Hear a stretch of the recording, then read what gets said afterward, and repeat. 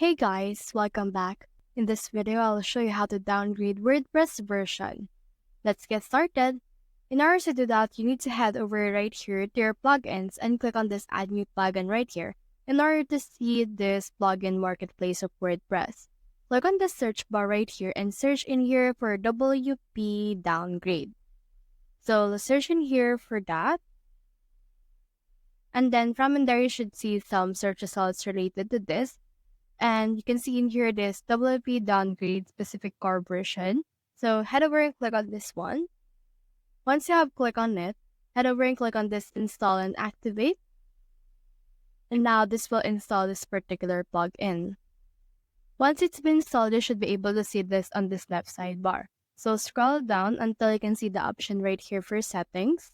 So here's our settings, and you can see in here this WP Downgrade. So head over and click on that. And then once you have clicked on it, it will show you the particular dashboard for that plugin, which is this one. As of right now, it's been inactive, so make sure to activate it. So in order to activate it, you need to head over to your plugins and to your installed plugins again in order to activate this.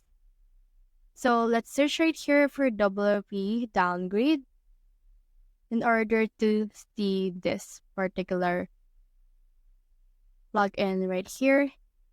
So as you can see, we have in here our WP Downgrade on this search results. Make sure to activate it. And now let's head over right here to our settings. And here again, our WP Downgrade dashboard.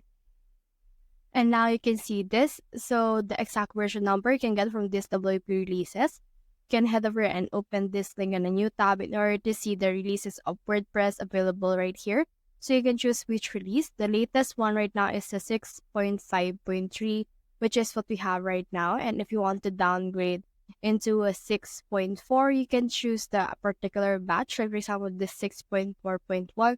So you can type it right here, 6.4.1, and then click on the Save Changes right here in order to downgrade your WordPress. So that's the whole process. If you have found this video helpful, simply like or subscribe because it helps me reach more people. See you soon.